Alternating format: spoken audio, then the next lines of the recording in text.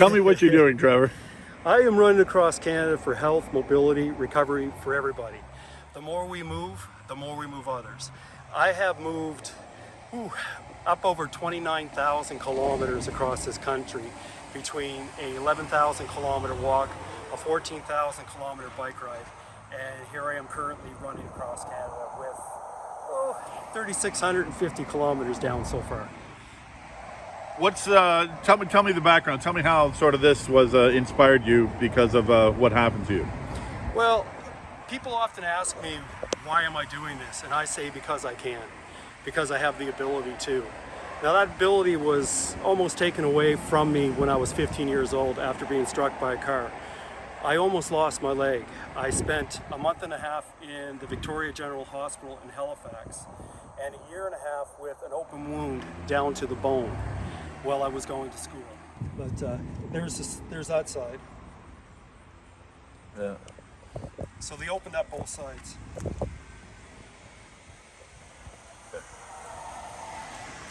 And obviously it was shattered. 20 different pieces. Sorry, tell me about it was 20 different pieces. The left leg was shattered? That's what they told me. They had to put on a fixator, stainless steel exterior. I felt like Frankenstein when I first looked at it, with bolts out of my head instead it was out of my leg. So it was quite a shock when I woke up and I seen these stainless steel rods sticking out, but that was to hold the bones together until they fused. And that took about a month of that. And then from there, they put me in a cast for another 9 months. So that gives me a great empathy. And even when I had about my third surgery, I woke up and I'm like, you just might be part of a group of people that are called amputees. And I'm like, I don't know how to navigate this. I don't know any amputees. And I'm like, well, you do know an amputee, Terry Fox. Your accident could have been worse. You could have lost the use of both your legs. And if that would have occurred, you'd be in another group, another category. As well, you could have lost the use of your arms and your legs altogether. So it gives me great empathy. I am running across Canada for everybody. Actively, inclusively, I want to move Canada. And when Canada moves, I want them thinking about those people that have mobility issues. I very well could have been one of them. I very well am one of them. I'm surprising myself at how far I have moved. But I'm also curious to wonder just how far I could have gone without that injury. And I do just want to kind of point you to the back here. But this is my sign. When I mean everybody, actively, inclusively, moving together, moving each other. The more we move others. So let's move Canada. And that's what I'm about to do. You were saying, and forgive me already because you told me something down there about how broken, like how you have your saying. There's a saying that you have about... The fellow in yellow has a lot of sayings, but one that resounds most with me. When I was running around the streets of Halifax, and sometimes I would be up to 16 hours. I'd be out at noon, I'd be getting home at 4 in the morning. And I would limp. And if I'm not limping on both feet, by the end of the day, I haven't gone far enough. But this is what I said to myself one night when I was limping. Because you limp doesn't mean you're broken. In fact, it displays you're not. And a lot of people are limping. And that's great that they're showing that they have the interest in moving. And that's what's going to heal you. Because, pardon me. Sorry. Sorry, we bro. heal as we move. We heal as we move. And that's what I'm out to do. People also said to me, how long has it taken you to recover? I say, I'm still recovering, but boy, what a recovery. I am running across Canada injured. I always will be injured, and I always have to deal with that in my own special way. This is the way I'm dealing with it. What about obstacles, if any, that you've run into along the way? Like, tell me when you started, first of all, this time. I started March 26th. I left on my birthday, turned 53, and headed out. I kicked the harbor with both feet, and off I ran to Newfoundland and then beyond. I'm sorry, what was the question again? Yeah, just like you started there, in March. But I mean, is there a Obstacles. yeah? Is there a time limit that you're? Um, I'm limited to how many people I can reach. And I'm not out to run across Canada. I'm out to reach as many people as I can as I run across Canada. I figure that's the most valuable thing I can do. So even as I'm running towards Toronto, I'd like to take a swing down south towards Hamilton, Niagara Falls, Windsor, and really just try to reach as many people as I can down there. My goal is let all of Canada get to see what the fellow in yellow is doing. Fundraising or no? Yes, but more awareness. You were saying It's before. really, I'm really stricken to keep this moving. I think there's a great value in just my presence, dressed in yellow, running across this country, and yellow is a happy color.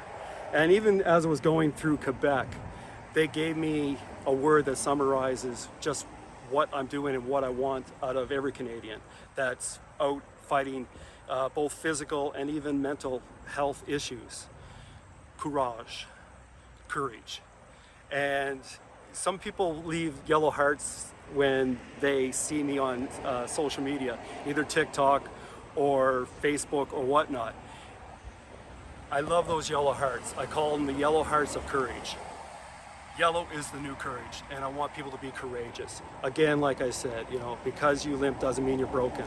In fact, it displays you're not, and that is your courage. There's been a lot of weather changes. I guess the best way to put it. Well, how about putting me for 3 nights in the wreck house of Newfoundland, each night progressively getting windier and windier until Saturday night topped with winds gusts of up to 120 kilometers an hour. I managed to use the terrain as my shelter, the trees and a mound to block the wind. So that wind was shooting up over my tent, but my tent was still going like this. So, yeah. And it's one of those things you were saying to me that you don't want a hotel. In other words, like if it's offered to you, that's fine. But if somebody wants to donate it to where it's going for you. Like in other words, it's not for you. It's for, if you can explain it better than I, obviously. I'll try. With every $10 people do give towards my journey, I give them a kilometer of the journey that they will share with me and share with whoever they'd like to forever and ever once it's run. So I really don't want to subtract a lot of value in what people are giving me. So I really have resolved to camp most of the nights. And I mean, it has been for 1 month straight from Grand Falls onward into Quebec. I was out for a month period. I did not have shelter at night. So I was in a tent for a month straight. How far do you go each day, roughly? While I'm out, I think I looked at my average about 26 kilometers a day. As I do spend a lot of time talking, if I can't reach people with my legs, I'll reach them with my words. And both are equally valuable to me. You're carrying everything in your, what do I say, trike? Trike? It's a trike. I call it a cart. We've named him Brody. B-R-O-D-I-E or B-R-O-D-Y? B-R-O-D-Y. Yeah. Should I ask why? Because somebody said name him. And when I was doing my walk across Canada, sometimes I'd be dragging my feet out the door and I'd go to myself, come on, Brody, let's go. Just have that extra person to say, get out. Yeah, that's wild. Yeah. That's wild. And the inspiration for all this, because you've done this, talk about, if you can. I know I don't want to hold you, but talk about your first tours across Canada. Well, there was that old saying, and I love old sayings. A walk of 1,000 miles, you have to take that first step. Mine was in Vancouver. My 1,000 miles were 9 kilometers east of North Battleford. So a lot of those old sayings I really do like, and I've got to write a lot of my own. But yeah, going and stepping away from Vancouver was a little nerve-wracking, as well as very inspirational. And as it was going along, just meeting the people along the way, I think one day there somebody took out sorry, mosquito bite me. Somebody took out for me a iced tea, so that was good to quench my thirst. And then a mother and a daughter stopped in a pickup truck and gave me a little care package. So very good that way. On this journey, I could not and would not have gotten this far without support. Now rewind back to the prairies, because I understood that support. The land bent and folded me like in the makings of a sword, and the people I met gave me the materials to withstand the impact. And never so much over the last even week, definitely 2 weeks, I busted up the front end of this cart. It collapsed completely. That was welded up, fixed beautifully. And then in Deseronto, I cracked the frame where the bracket attaches to the tire, and that was that was welded up. So just great people coming out and supporting me that way. And I relaxed a little bit, and I went and I forgot my wallet behind somewhere. But in that, basically from all the way from Millville Road to Trenton, I think everybody was out looking for my wallet. Oh, is that right? Including the local fire chief had his boys out looking too. So you've got quite the following too. To no avail. Yeah, it was very good. And again, I just would not have gotten this far without that support. But when did you do your first? Was it the first bike ride first or walking first? I went out to walk across Canada, and I said to most folks, it was the least I could do with the most, to really encourage people to put one leg after the other if possible and just move. So that was in 2006 and 2007, where I walked 11,421 kilometers. In 2009, I set out again, 14,632 kilometers on a bicycle. So how do you know? Like, I guess obviously you can't tell to the kilometer right now, but how far have you gone total as of Coburg, more or less? Putting it on the spot, but I mean. Well, 3,646, as I always write it up top. You do that, that's daily, is it? And we're at 17.4 as I speak. So, okay. So that's this time. That's this time round. Yep. And then these are the others. Well, I do have I love you on it. And what that really means is I appreciate you. You cannot have love without appreciation. On the other side of it is the lazy side of it. That's where we get our hatred. We're just ready to snap, make these judgments out of uneducated judgments, really, that I hate this, I hate that person.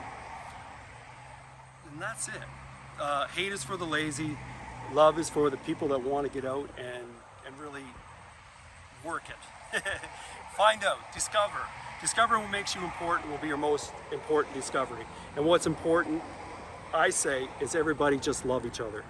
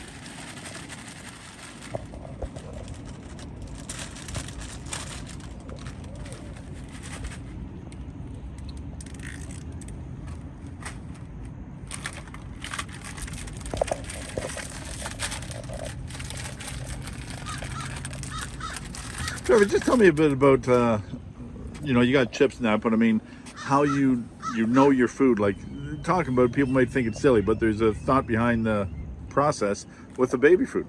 Oh, the baby food. Well, where's my baby food? Oh, it's in the blue pouch. Color code my bags here. But the baby food has fruits and vegetables in it. I don't have a refrigerator, so I want to be able to take my fruits and vegetables along with me and have them not perish on me. So that's hence the baby food. Beautiful.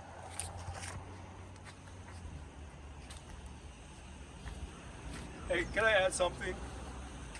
Can we just start calling it astronaut food? This is what astronauts eat, okay?